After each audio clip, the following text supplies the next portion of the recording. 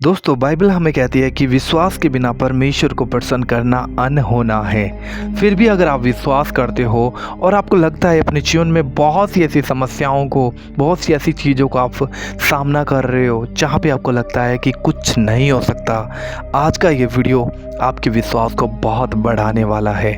मैं आप लोगों को इतना ही कहना चाहूँगा, आप लोग इस वीडियो के अंत तक जरूर बने रहिएगा। मेरा जीवित परमेश्वर आज आप लोगों की हालात और परिस्थितियों के बारे में, आपके जीवन के बारे में आज आपसे बात जरूर करिएगा। और आप लोगों को कहना चाहूँगा, आज की इस वीडियो को उन लोगों को भी ज़रूर शेयर करिएगा जो कहीं ना कहीं आज सच्चे परमेश्वर से दूर हैं और उसी परमेश्वर के विरोध करते हैं, उस परमेश्वर की निंदा करते हैं। उन लोगों को ज़रूर ये वीडियो शेयर करिएगा कि किस प्रकार से परमेश्वर अपने बड़े लोगों को भी अपनी महिमा के लिए इस्तेमाल करता है, चाहे वो दुनिया का कितना ही बड़ा इंसान क्यों ना हो। आइए हम मिलकर इस वीडियो को देखते हैं और परमेश्वर हमसे ज़रूर बात करेगा। आप सब मेरे बारे में तो जानते ही, और ज़रूरी नहीं है कि जानते हो, लेकिन हो सकता है बहुत लोग टीवी नहीं देखते हो। मैं टीवी और फिल्म एक्ट्रेस हूँ। मेरे जीवन में जो कुछ भी हुआ वो भरोसे से बहुत जुड़ा हुआ है, इसलिए मैं आपके साथ भरोसे के बारे में कुछ बांटना चाहती हूँ। मैं ये आप लोगों के साथ क्यों बांट रही हूँ, क्योंकि अभी आप में से कई लोगों की अभी शुरुआत है सफ़र की, और इस सफ़र में सबसे ज़्यादा आपको ज़रूरत पड़ने वाली है भरोसे की। क्योंकि मेरी जो शुरुआत हुई थी वो आप ही के उम्र से भी कम उम्र में मेरी शुरुआत हुई थी प्रभु के साथ, एक बहुत ही अनोखे तरीके से। और एक वचन है मेरे जीवन में जिसने मुझे आज यहाँ लाकर खड़ा किया है, और वो वचन भी हम देखेंगे आगे। लेकिन भरोसा मतलब क्या है? भरोसा हम जानते, हम एक पत्नी अपने पति पर भरोसा करती, पति अपने पत्नी पर भरोसा, जरूरी है कि नहीं? यहाँ जितनी पत्नियां हैं मानती है क्या बिना भरोसे के रिश्ता होता है? है किसी के पास ऐसा रिश्ता बिना भरोसे के? हम भरोसा करते तो ही रिश्ता कायम होता है। तो भरोसा बहुत ज़रूरी है, लेकिन सही मायने में बाइबल के अनुसार भरोसा क्या है?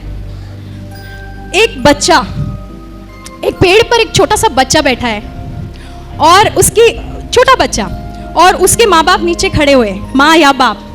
वो सोचता नहीं है कि अब मैं जंप करूँगा तो मैं नीचे गिरूँगा। उसको पूरा भरोसा है कि उसके माँ या बाप उसे अपने इसमें ले लेंगे। वो ज़्यादा सोचता नहीं है। उस तरह का भरोसा, उस तरह का भरोसा बाइबल उसके बारे में बात करता है, एक बच्चे के जैसे। यीशु ने कहा ना, जब तक तुम बच्चों की तरह नहीं बनोगे तुम परमेश्वर के राज्य में प्रवेश नहीं कर सकते।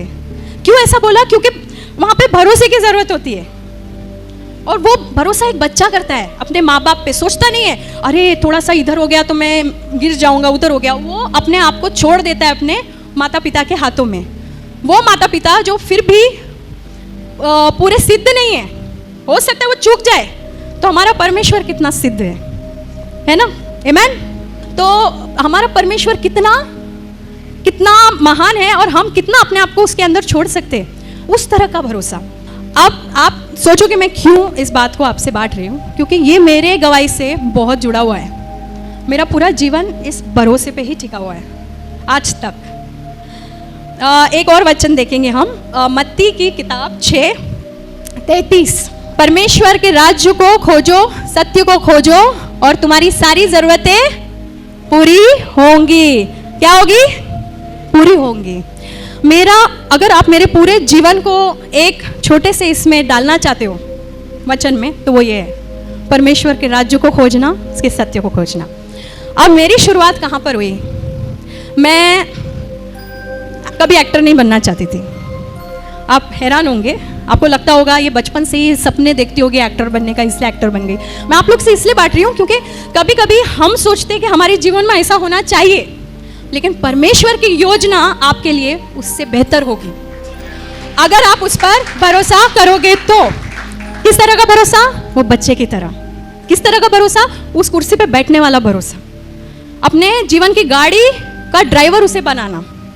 आमीन। तो मेरी शुरुआत जब हुई, मैं बहुत छोटी थी, 11 साल के एज में। मैं अन्य जाति से आती हूँ। 11 साल के एज में मेरे को बहुत सारे सवाल आ गए कि बहुत सारे भगवान हैं, बहुत सारे देव देवता है, तो सच्चा परमेश्वर कौन है? वो मेरे 11 साल के एज में मेरे माइंड में आना शुरू हुआ कि हम यहाँ पर है क्यों? हम खाते पीते, शादी करते, बच्चे होते, फिर वो भी बड़े हो जाते, फिर उनका हम देखते, इंश्योरेंस करते, ये करते, वो करते, फिर हम भी चले जाते। मकसद क्या है जीवन का। ये 11 साल की एज में है ना, यहाँ पे बहुत सारे ऐसे होंगे, है कि नहीं? आपको भी बहुत कम उम्र में ये बात आई होगी माइंड में, क्योंकि ये बात है ना, प्रभु ने हमारे लिए एक योजना बनाई, इसलिए वो हमारे माइंड में वो चीज़ आती है, क्योंकि वो हमें कहीं ले जाना चाह रहा है। और उस वक्त मुझे यीशु के बारे में कुछ भी नहीं पता था, मैं उस मार्ग में चली नहीं रही थी और ना ही मुझे इंटरेस्ट था। मैं सच कह रही हूँ आपको, मैं बहुत ही साधारण इंसान हूँ, आप ही की तरह सब कमजोरियों के साथ मैं वैसे ही थी जैसे आप हो, वैसे ही हूँ। तो मेरे को यीशु में जाना ही नहीं था, मेरे को चिढ़ आती थी एक्चुअली यीशु के नाम से। और कोई मुझे बोलता बाइबल पढ़ो तो मैं बोलती थी नहीं चाहिए, ऐसी थी मैं। लेकिन बाकी सब पढ़ती थी मैं, 6 बार मैंने पढ़ लिया बाकी सब किताबें। क्यों? मुझे इंटरेस्ट था जानने के लिए सच्चा परमेश्वर कौन है, सच्चा परमेश्वर कौन है।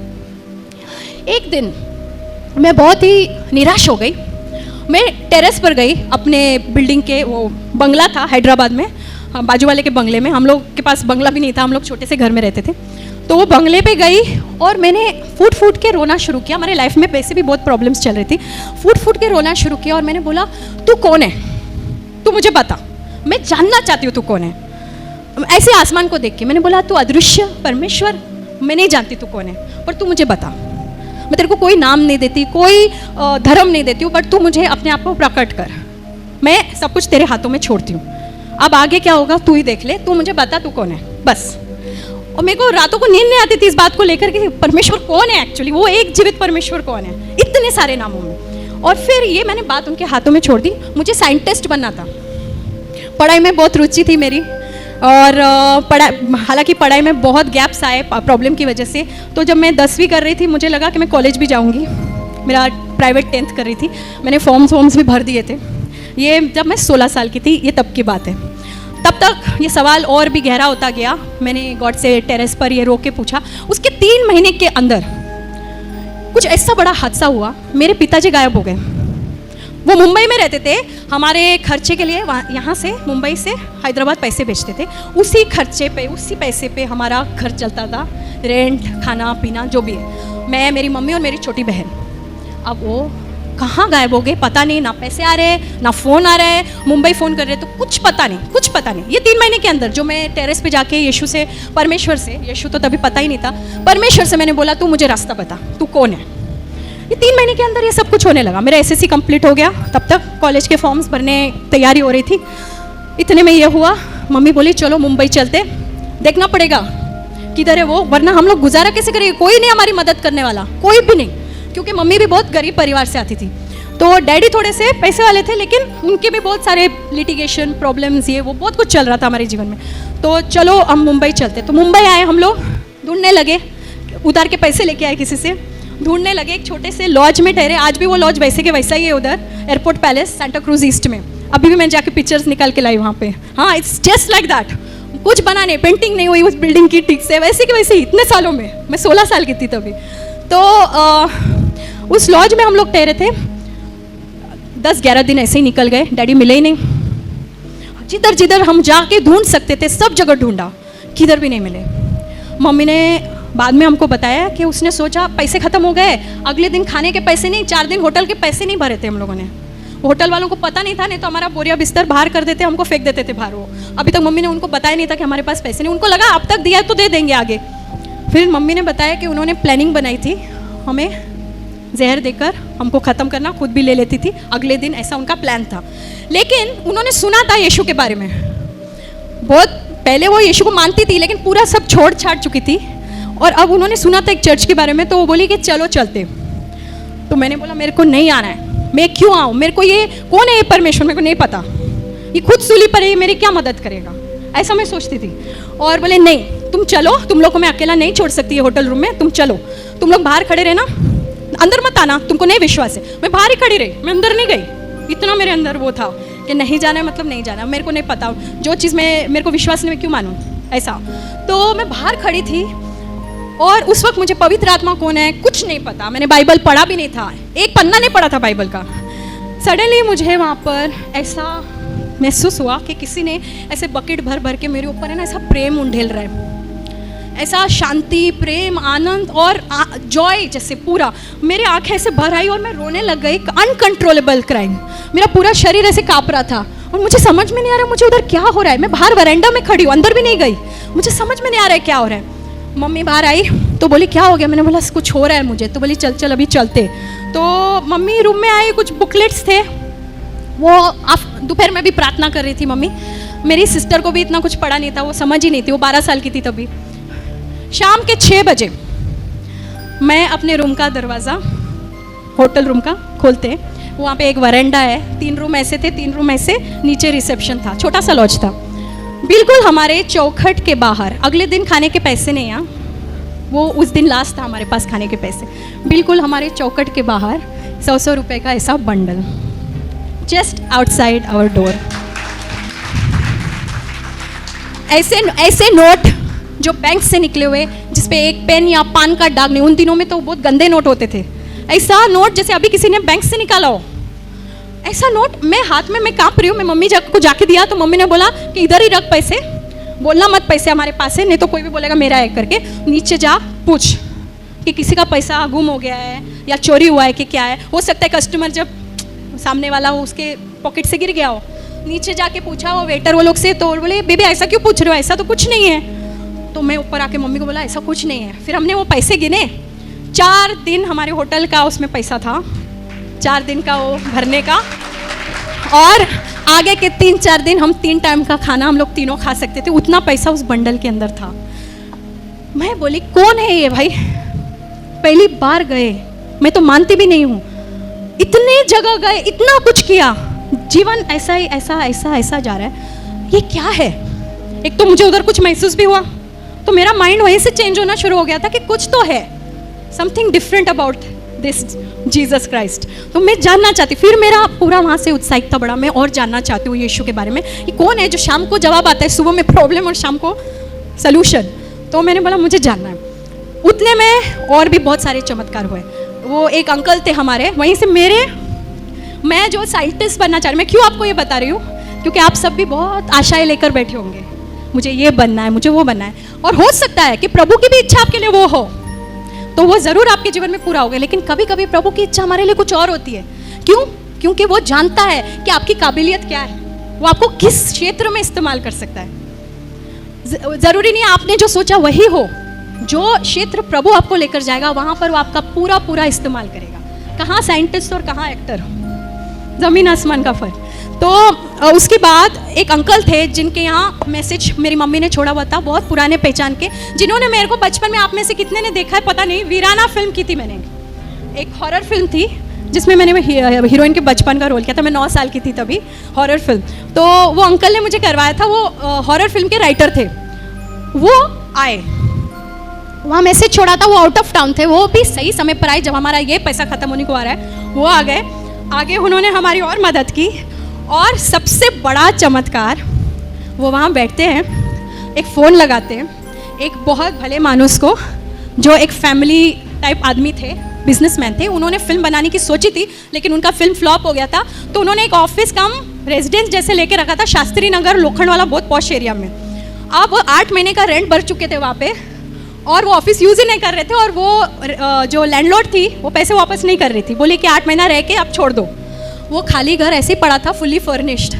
इनको उसी वक्त उनकी याद आना, ये उनको फ़ोन करके बोलते हैं कि एक फैमिली है, परिवार, इनके डैडी अभी तक इनको मिले नहीं हैं, तो उनके खुद के 3 बेटियाँ, तो उनको भी फीलिंग हुई, वो ममता जगी उनमें, और बोला कि इनको आने दो, रहने दो, जब तक इनके डैडी मिलते हैं 2-3 महीना, हम सीधा एक लॉज रूम से सीधा एक पूरे किस बहुत ही फुली फर्निश्ड टीवी फ्रिज वाले घर में हम लोग शिफ्ट हो गए, और वो भी बिना किसी मतलब, बिना किसी गलत इसके। मैंने ऐसा प्रभु का, मैं अभी इतना समय नहीं है मैं सब बांटूं, पर इतनी चीज़ें हुई, अनबिलीवेबल चीज़ें, जैसे मतलब आप सोच नहीं सकते। प्रभु ने जो कहा ना, तुम विश्वास करोगे, तुम पहाड़ से कहोगे यहाँ से वहाँ हो जा, और वो होगा। शायद पहाड़ नहीं हुआ अब तक, क्योंकि हमारा विश्वास भी अभी वो लेवल में पहुंचा नहीं, लेकिन बहुत ऐसी चीज़ें हुई जो नहीं, असंभव थी मेरे जीवन में। और बहुत बड़ी कहानी को थोड़ा छोटा करते हुए, मैं ऐसे एक्टर बनी, वहाँ से मेरी शुरुआत हुई। मुझे फिल्म्स मिलते गए, मेरा फोटो सेशन फ्री में हो गया, फिल्म्स मिलते गए, नया प्रोड्यूसर, नया हीरो, फिल्म बनी नहीं, अच्छे लोग थे, गलत काम नहीं था उसमें, फिल्म्स बनी नहीं, लेकिन पैसे आते रहे। 3-4 फिल्में बनी नहीं मेरी, पर मेरे को पैसे मिलते रहे, मेरा गुजारा शुरू हो गया। डैडी मिले ही नहीं, 2 साल बाद मिले डैडी।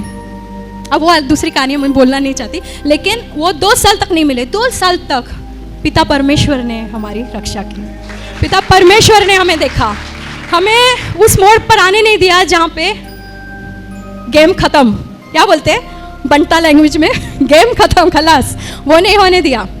और हमें सुरक्षित संभाल कर रखा, हमारी सारी ज़रूरतें पूरा करता गया। और मैं ये नहीं कह रही हूँ कि सब कुछ स्मूथ हो गया, वो भी गलत होगा। परीक्षाएं आई और आती हैं, अगर हम प्रभु के वचन में पूरी तरह से विश्वास करके उन पर निर्भर होकर पूरा भरोसा करेंगे तो हमारा भविष्य सुनहरा ही नहीं, सफल ही नहीं, बहुत बहुत अच्छा होगा। आप सब इतिहास बनाने वाले बन जाएंगे। आमेन। यस, सब इतिहास बनाने वाले बन जाएंगे। अभी शक्तिमान, मैं नहीं कहती हूँ मैंने कोई बड़ा काम किया है, कोई मतलब देश को बचाने वाला काम है, ऐसा कुछ नहीं है, लेकिन शक्तिमान इतिहास के पन्ने में चला गया है। और किसने? प्रभु ने किया मेरे जीवन में, धन्यवाद हो उनका। और आने वाले कल में बहुत कुछ होने वाला है, मुझे पता है। अभी वो क्या कहा ब्रदर ने, पिक्चर अभी बाकी है, अभी ख़त्म नहीं हुई है पिक्चर। आमेन।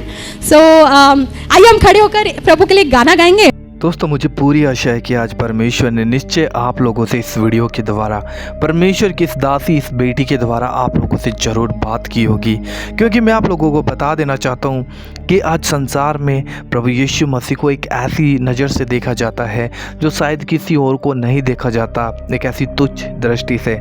लेकिन मैं फिर भी आप लोगों को कहना चाहूँगा, प्रभु यीशु मसीह ने कहा कि अगर तुम इस संसार में मेरे नाम से दुख उठाते हो, अगर विश्वास में बने हुए परेशानियों का सामना करते हो, सताव का सामना करते हो, लोग तुम्हें सताते हैं, तरह तरह की बातें तुम्हें कहते हैं, तुम अपने जीवन के किसी भी स्तर में चीज़ों को फेस कर रहे हो, तो ज़रूर तुम विश्वास करो।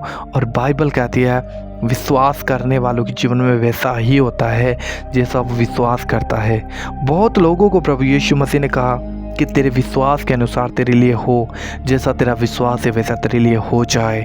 दोस्तों, अगर आज आप परमेश्वर की इच्छा के अनुसार अपने जीवन की कुछ बदला हुआ परिस्थितियों को देखना चाहते हो, आप विश्वास करें, क्योंकि विश्वास ही एक ऐसा जरिया है जो आपको परमेश्वर के निकट लेकर जा सकता है। और आप देखोगे, जब आप विश्वास करोगे, परमेश्वर आपके जीवनों में एक अद्भुत काम करेगा, एक अद्भुत ऐसी गवाही बनाएगा जो कि आप इस वीडियो में सुन भी चुके हो कि किस प्रकार से जब इनके पास में जब कोई रास्ता नहीं था, सब रास्ते बंद हो चुके थे, तो परमेश्वर ने इनके लिए एक अद्भुत रास्ता खोला। बाइबल हमें बहुत गहरी बातें बताती है विश्वास के विषय में। ज़रूर आप प्रभु यीशु मसीह की ओर फिरें। अगर आप यीशु मसीह को जानते हैं तो आप बाइबल पढ़ें, और बाइबल आपके विश्वास को मजबूत करेगी और आप परमेश्वर के अद्भुत महिमा को अपने जीवन में देख सकेंगे। इस वीडियो को ज़रूर किसी एक व्यक्ति के साथ शेयर करिए। अगर आपको हमारा ये वीडियो अच्छा लगा, ज़रूर वीडियो को लाइक करिए और किसी एक व्यक्ति के साथ ज़रूर शेयर करिएगा। हम मिलते हैं किसी और वीडियो में। प्रभु आप सभी को बहुत आशीष